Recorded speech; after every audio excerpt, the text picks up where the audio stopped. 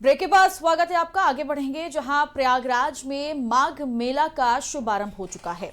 संगम तट पर आस्था का महासंगम देखने को मिल रहा है। पौष पूर्णिमा के पावन अवसर पर पहले पवित्र स्नान के लिए श्रद्धालुओं का जमावड़ा उमड़ा। आस्था और उत्साह में कोई कमी नहीं देखी जा रही है। तड़के से ही संगम घाटों पर श्रद्धालुओं की लंबी कतारें लगी रहीं और हर ओर हर हर गंगे के जय घोष गूंजने लगे। तो वही संगम की रेती पर बसी तंबुओं की नगरी में माघ मेला का शुभारंभ हो चुका है। आस्थावान लोग गंगा में पवित्र डुबकी लगा रहे हैं। पहले पवित्र स्नान के लिए लाखों श्रद्धालु संगम तट पर जमा है और डुबकी का सिलसिला जारी है। 44 दिनों तक चलने वाले इस ऐतिहासिक मेले के लिए संगम के घाट पूरी तरह तैयार हैं और मेला अवधि में 12 से 15 करोड़ श्रद्धालुओं और पर्यटकों के आने की संभावना है, जबकि करीब 20 लाख कल्पवासी 3 जनवरी से 1 फरवरी तक कल्पवास करेंगे। तो यह तस्वीरें भी आपको हम दिखा रहे हैं प्रयागराज संगम नगरी से, जहां लगातार भारी भीड़ श्रद्धालुओं की बनी हुई है और दूर दराज से जो भक्त हैं, जो श्रद्धालु हैं, वो पौष पूर्णिमा के शुभ अवसर पर पहुंच रहे हैं और पवित्र डुबकी लगा रहे हैं, आस्था की डुबकी लगाते हुए नजर आ रहे हैं। ठंड बहुत ज्यादा है, कोहरा भी जबरदस्त है, बावजूद इसके जो आस्था है वो सर्वोपरि है और यही वजह है कि लोग इस वक्त आस्था की डुबकी लगाते हुए गंगा में स्नान करते हुए नजर आ रहे हैं। तो तस्वीरें हम अलग अलग जगह से हमने इससे पहले आपको दिखाई, प्रयागराज से भी तस्वीरें दिखाई, तो अयोध्या से भी वो तस्वीरें हमने आपको दिखाई जहां पर लाखों की संख्या में जो भक्त हैं वो इस वक्त वहां मौजूद हैं। प्रयागराज में अभी कहा जा रहा है कि माघ मेला जब तक आए रहेगा और ज्यादा संख्या श्रद्धालुओं की, भक्तों की बढ़ती जाएगी। इस लिहाज से कई बातें हैं कि आखिरकार पौष पूर्णिमा का महत्व क्या होता है, पौष पूर्णिमा को इस तरीके से क्यों मनाया जाता है। कई सवाल हैं और सबसे बड़ा सवाल जो लोगों के मन में ये भी आ रहा होगा कि पौष पूर्णिमा है तो हम कहीं पर भी स्नान कर सकते हैं, गंगा में ही स्नान करना जरूरी क्यों है। लेकिन इसके पीछे भी कई वजह हैं, क्योंकि कहा जाता है कि हमारे सनातन धर्म में जिन चीज़ों का जिक्र होता है, जिन चीज़ों का महत्व होता है, उसका जोड़ कहीं ना कहीं बहुत दूर तक रहता है और उसकी कल्पना से परे ऐसी चीज़ें रहती हैं। अब गंगा को हमेशा हम कहते हैं कि वो मोक्षदायिनी है, किस तरीके से उसका अहम एक पवित्र स्थान के साथ साथ एक अहम जो है वो महत्व बहुत ज्यादा होता है। आज इसी पर हम बातचीत करेंगे और जानेंगे कि आखिरकार पौष पूर्णिमा पर क्या करना है, क्या नहीं करना है, कितना ज्यादा महत्व है। इन सारे सवालों के जवाब देने के लिए स्टूडियो में मेरे साथ इस वक्त मौजूद हैं ज्योतिषाचार्य पंकज श्रीवास्तव जी। बहुत बहुत स्वागत है आपका पंकज जी आज की खबर पर। धन्यवाद आपका। और पहला सवाल तो यही है कि पौष पूर्णिमा में जिस तरीके से श्रद्धालु इस वक्त आस्था में डूबे हुए हैं और लगातार डुबकियां लगा रहे हैं, इसका महत्व क्या है पौष पूर्णिमा का? सभी दर्शकों को सबसे पहले तो पौष पूर्णिमा की शुभकामनाएं। पौष पूर्णिमा का महत्व इसलिए भी बहुत ज़्यादा है क्योंकि ये नववर्ष का जब शुरू हुआ उसके बाद पहला स्नान है, पहली पूर्णिमा मानी जाती है। पौष पूर्णिमा हमेशा से पवित्र स्नान माना जाता है। इस स्नान के करने से पुण्य की प्राप्ति होती है, ऐसा कहा जाता है। सबसे बड़ी बात, पौष पूर्णिमा का स्नान जो माघ मेला के रूप में बाद में बदल जाएगा, कल से माघ चलना शुरू हो जाएगा, माघ का महीना शुरू हो जाएगा। तो माघ का जो मेला होता है वो खास करके गंगा किनारे त्रिवेणी संगम पे ज़्यादा महत्वपूर्ण माना जाता है, जिसमें कल्पवासी पहुँचते हैं। तो पौष पूर्णिमा का जो स्नान है, स्नान बेसिक सामान्यतः लोग जो गंगा किनारे और नदी किनारे करना ज़्यादा वो आवश्यक माना जाता है, ज़्यादा फलपूर्त होता है। तो गंगा किनारे अगर स्नान करते हैं या किसी नदी के किनारे स्नान करते हैं तो इसका फल आपको ज़्यादा मिलता है, इससे कई पुण्य मिलते हैं। इसमें दान की बहुत बड़ी परंपरा रही है, स्नान के बाद दान करने की। खास करके ऐसी वस्तुओं का दान करना होता है कि जो गर्म हो, जैसे गर्म कपड़े कर सकते हैं, गर्म खाने की वस्तुएं जैसे लैया जो आजकल लोग दान करते हैं, उस तरीके की चीज़ें जो खास करके जो स्नान के बाद दान पुण्य किया जाता है। दान का बहुत बड़ा महत्व है। पौष पूर्णिमा की जो स्नान है, आज प्रयागराज में काफ़ी भारी संख्या में वो लोग पहुंच चुके हैं, श्रद्धालु पहुंच चुके हैं, संतगण पहुंच चुके हैं। जो कल्पवास आज से शुरू हो जाएगा, पौष पूर्णिमा के स्नान के साथ ही कल्पवास की प्रक्रिया शुरू हो जाती है, जो माघी पूर्णिमा जो 1 फरवरी को पड़ रही है उस दिन तक चलेगी, जो इस दौरान 30 दिन का ये कल्पवास रहेगा। कल्पवास का जो महत्व बहुत शास्त्रों में बहुत महत्व बताया गया है। कल्प होता है बेसिकली, कल्प का मतलब होता है कि जैसे ब्रह्मा जी का एक दिन वैसे अगर मानव जाति के हिसाब से देखा जाए तो वो करीब 432 करोड़ दिन होते हैं, मतलब वर्ष होते हैं वो। तो इस हिसाब से तो बहुत बड़ा पुण्य का वह है। तो पौष पूर्णिमा के स्नान के कई महत्व हैं। जैसे कल्पवासियों के लिए सबसे बड़ा महत्व माना जाता है, जो आज से शुरू होता है, और ये स्नान पूर्णिमा के दिन पड़ता है। तो इस समय आज के दिन चंद्रमा सबसे अपने पूर्ण अवस्था में होता है, तो सबसे ज़्यादा फलित होता है। ये इसको कहा भी जाता है कि चंद्रमा जिसका कुंडली में चंद्रमा कमज़ोर है, ज्योतिष के हिसाब से अगर देखा जाए, चंद्रमा जिसका कुंडली में कमज़ोर है, उसके लिए आज का स्नान बहुत महत्वपूर्ण होता है। खास करके बच्चों के लिए, बच्चे अगर जो मानसिक स्थिति, जिनकी पढ़ाई में जिनका मन नहीं लग रहा है और जिनकी मानसिक स्थिति ठीक नहीं है, जब परेशान रहते हैं, बहुत सोचते हैं, उनके लिए चंद्रमा को ठीक करना मतलब बहुत ज़रूरी होता है। तो पूर्णिमा को स्नान करें, और संभव हो तो हर पूर्णिमा को व्रत भी रहें। वो जिनको मानसिक समस्याएँ इस तरीके की, चंद्र की जिनको समस्याएँ हैं, जिनकी कुंडली में चंद्र कमज़ोर है, तो ये बहुत महत्वपूर्ण स्नान माना जाता है। हर पूर्णिमा को भी आप स्नान कर सकते हैं। पौष पूर्णिमा का विशेष महत्व है, क्योंकि इसके बाद ही मकर संक्रांति आएगी, जो शाही स्नान के रूप में मनाया जाएगा। तो इसके बाद जो अगला जो पक्ष होगा, जो 15 तारीख 14 तारीख को मकर संक्रांति है, उसके बाद जो पहला शाही स्नान जो मनाया जाएगा, वो भी स्नान बहुत महत्वपूर्ण है। लेकिन माघ मेले का शुरुआत अगर कहा जाए तो उस तरीके से, पारंपरिक तरीके से आज ही इसकी शुरुआत मानी जा सकती है। ठीक है, लेकिन बहुत से ऐसे लोग हैं जो नहीं पहुंच पाते प्रयागराज संगम नगरी। बहुत से ऐसे लोग हैं जो काम में इतना ज़्यादा व्यस्त रहते हैं, जो अयोध्या नहीं पहुंच पाते हैं। तो जो लोग अपने घर में हैं, वो किस तरीके से पूर्णिमा के दिन स्नान करें कि उनको भी वही फल मिले जो लोग इस वक्त प्रयागराज संगम नगरी में स्नान कर रहे हैं? जी, हमारे एक परंपरा है कि गंगा जल लोग जाते हैं, जब स्नान करने कहीं नदी के किनारे, गंगा किनारे जाते हैं, किसी नदी का जल लेकर के आते हैं। खास करके गंगा जल अगर आपके घर में है तो आप अपने स्नान के जल में गंगा जल का मिश्रण करके आप उसको स्नान कर सकते हैं। आपको उतना ही फल मिलेगा। और दान जरूर करें। स्नान का महत्व तभी है कि जब आप उसको दान दक्षिणा में आप करते हैं, तभी उस स्नान का विशेष महत्व है वो। तो गंगा जल लेकर के आना चाहिए, क्योंकि बहुत से लोग तो ये भी कहते हैं कि आप किसी भी धर्म नगरी में जा रहे हैं, लेकिन गंगा जल आपको वहां से नहीं लाना चाहिए, क्योंकि ये शुभ नहीं माना जाता। तो इसके पीछे भी बहुत सारे प्रश्न हैं, जो मुझे लगता है बहुत से लोगों को आज भी साफ नहीं होगा कि क्या करना है क्या नहीं। गंगा जल के बारे में ऐसी जो भ्रांति है, सिर्फ अगर है तो वो वाराणसी को लेकर के है, कि वाराणसी से कोई भी गंगा का जल या कोई भी चीज़ आप घर नहीं ला सकते हैं। उसकी अलग कहानी है। लेकिन ये है कि गंगा जल खास करके हरिद्वार से लोग लाते हैं, और प्रयागराज से लोग गंगा जल भारी संख्या में लोग ले जाते हैं, बड़ी संख्या में श्रद्धालु ले जाते हैं। गंगा मोक्षदायिनी है, तो जाहिर सी बात है कि अगर आपने उसका थोड़ा सा जल अगर अपने घर में रखा हुआ है, तो आपके लिए मोक्ष का कारण बनेगा, और वो आपकी गलत समय उस समय पे काम आएगा जब आपको सबसे ज़्यादा ज़रूरत रहेगी वो। तो गंगा जल आप ले जा सकते हैं, इसमें कोई किसी तरीके का दोष नहीं है। पहले से भी लोग ले जाते रहे हैं, और उसको अपने घर के जल में मिला करके आप उसको स्नान कर सकते हैं। आपको उतना ही पुण्य मिलेगा।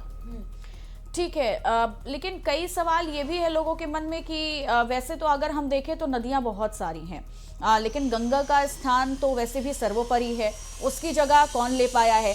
लेकिन ऐसे में कई लोगों के मन में ये सवाल आता है कि स्नान करना है तो हम किसी भी नदी में कर सकते हैं, प्रयागराज में ही क्यों, अयोध्या में ही क्यों, हरिद्वार में ही क्यों?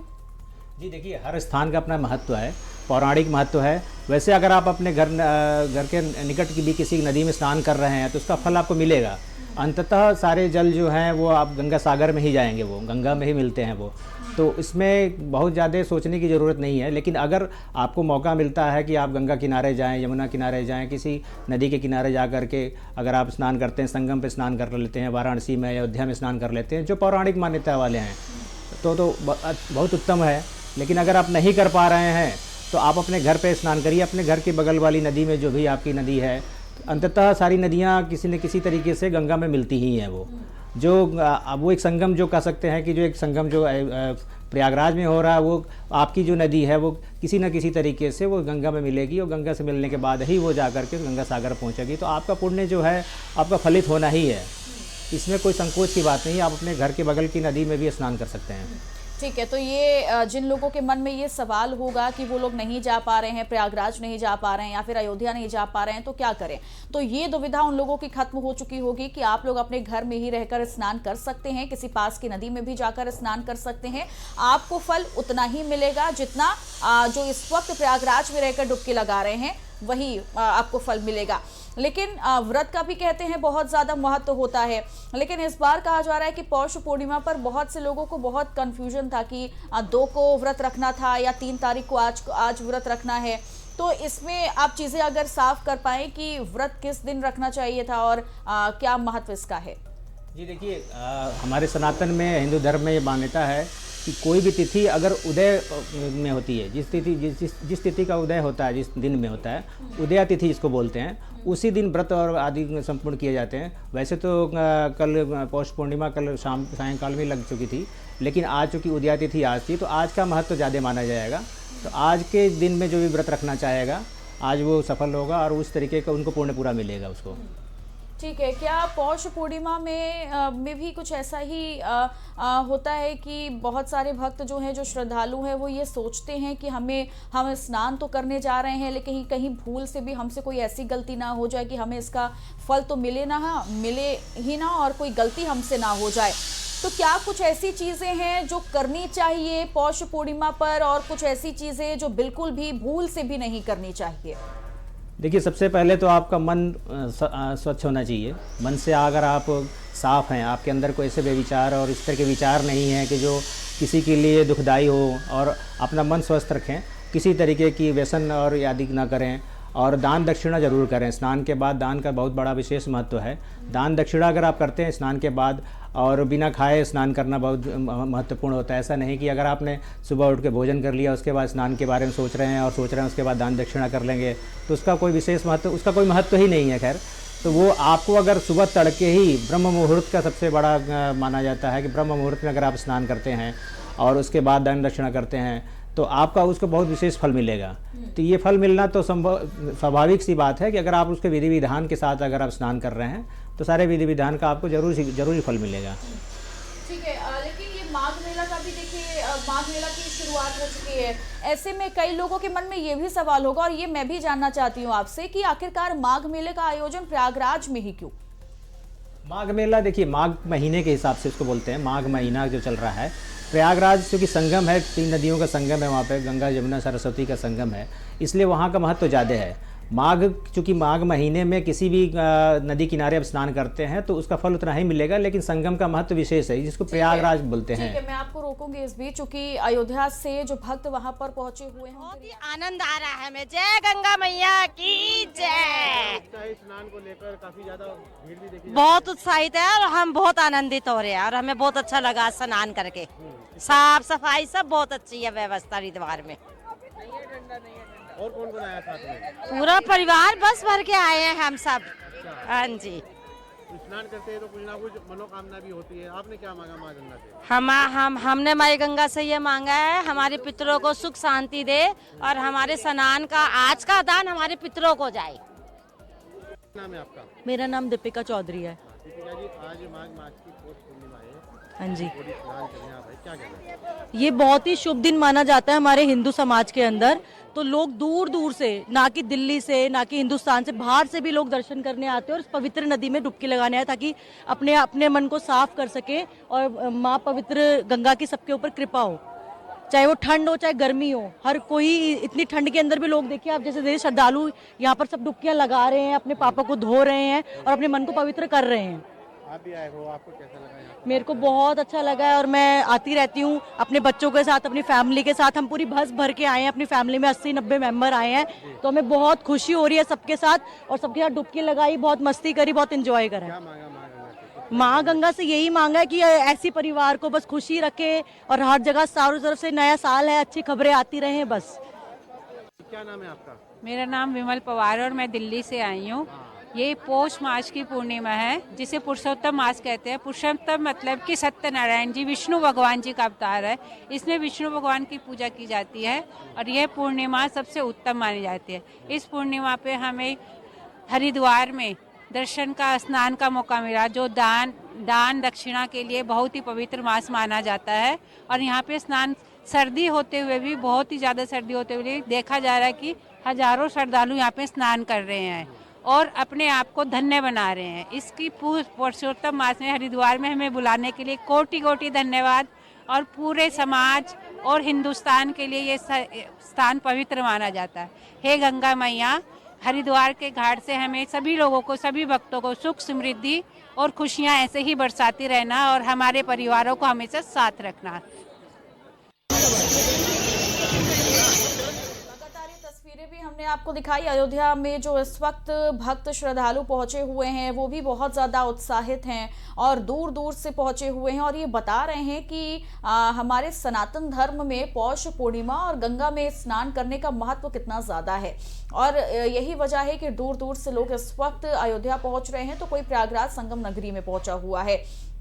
और तस्वीरें आपको हम दिखा रहे हैं, भारी ठंड है बावजूद इसके लोग देखिए किस तरीके से डुबकी लगा रहे हैं, यानी आस्था सर्वोपरि है और यही वजह है कि इस वक्त लोग आस्था में डूबे हुए हैं और भारी भीड़ है। जन सैलाब किस तरीके से यहाँ पर उमड़ा हुआ है ये तस्वीरों को देखकर आप अंदाजा लगा सकते हैं। चूंकि आज तो पहला दिन है और पहला पवित्र स्नान है, लेकिन जैसे ही ये आगे और पूर्णिमा आएंगी तो निश्चित तौर पर ये माना जा रहा है कि ये भीड़ और ज़्यादा भीड़ ये बढ़ती चली जाएगी। ज्योतिषाचार्य पंकज श्रीवास्तव जी लगातार हमारे साथ बने हुए हैं, उनसे भी हम जानेंगे। पंकज जी, आपने अभी बताया कि प्रयागराज में माघ मेले का आयोजन क्यों होता है, लेकिन वो बात आप पूरी करिएगा। लेकिन इसमें एक सवाल मेरा ये भी है कि आखिरकार स्नान करने का भी कहते हैं शुभ मुहूर्त होता है कि आपको इस समय में अगर आप स्नान करेंगे तो ये अति उत्तम मुहूर्त होता है, इस समय में आपको करना चाहिए। और जो शुभ मुहूर्त का समापन है वो कितने बजे होगा आज? देखिए, शुभ मुहूर्त जो था सुबह का था, 6:30 बजे तक था और एक अभिजीत मुहूर्त अभी आएगा, करीब 11:30 से लेकर 12:30 के बीच का होता है वो। उस दौरान भी अगर आप स्नान करते हैं तो वो आपके लिए काफ़ी सुविधाई होगा। वैसे तो पूरा दिन आप स्नान कर सकते हैं, पूर्णिमा का पूरा दिन पवित्र है, तो आप अगर गंगा किनारे हैं या किसी नदी किनारे हैं तो पूरे दिन आपका स्नान उतना ही महत्वपूर्ण माना जाएगा। शुभ घड़ी का तो अलग महत्व है, ये विशेष महत्व है, लेकिन अगर आप वहाँ पहुँच गए हैं तो ऐसा ना सोचिए कि आपका समय शुभ घड़ी निकल चुकी है तो हमें स्नान नहीं करना चाहिए, मुझे उतना फल नहीं मिलेगा। आपके लिए वहाँ पहुँचना और वहाँ स्नान करना ही पूरी तरीके से फलित होगा।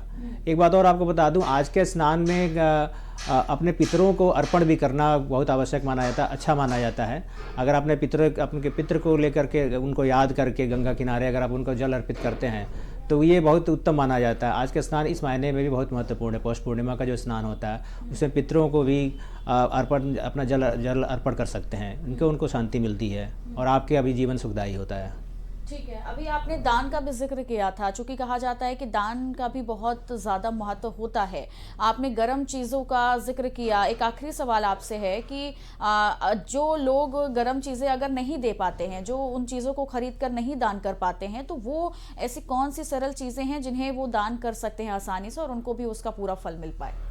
देखिए, सब कुछ ऐसा नहीं कि आप चीज़ों को बना करके भेज दें। दान गर्म कपड़े का जहाँ तक तात्पर्य ये है कि आप शॉल दान कर सकते हैं, किसी को स्वेटर दान कर सकते हैं आज के दिन पे। और श्रद्धालु जो आते हैं वहाँ पर अपने खाने पीने की वस्तुएं जैसे कि आप चावल अनाज भी दान कर सकते हैं, गुड़ दान कर सकते हैं, गुड़ गर्म हो सकता है तो गुड़ दान कर सकते हैं आप, जो आसानी से उपलब्ध हो सकता है कहीं भी। जैसे खाने पीने की वस्तुएं जो हैं वो आप दान कर सकते हैं, गर्म कपड़े से लेकर कुछ भी आप दान कर सकते हैं। दान तो महत्वपूर्ण है ही, वो खास करके स्नान के बाद का दान का बहुत ज़्यादा महत्व बताया गया है। ठीक है, बहुत बहुत शुक्रिया पंकज श्रीवास्तव जी आज की खबर से जुड़ने के लिए और तमाम जानकारियां और पौष पूर्णिमा का महत्व क्या है ये समझाने के लिए। तट पर स्नान करते हैं, तप करते हैं, जप करते हैं, दान पुण्य इत्यादि करते हैं, उनको अश्वमेघ यज्ञ के समान पुण्य फल प्राप्त होता है।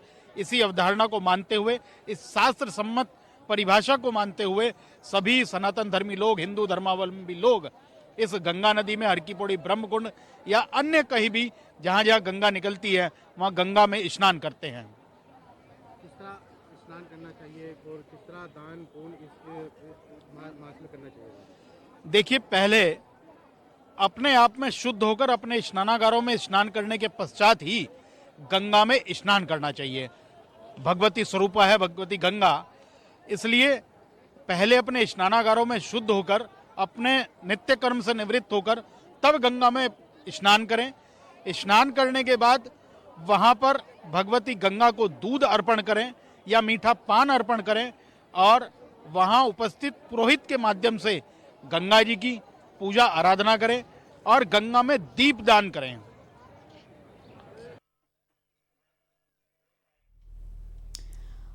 और चलिए आस्था का महासंगम में बस इतना ही। आप देखते रहिए आज की खबर। नमस्कार।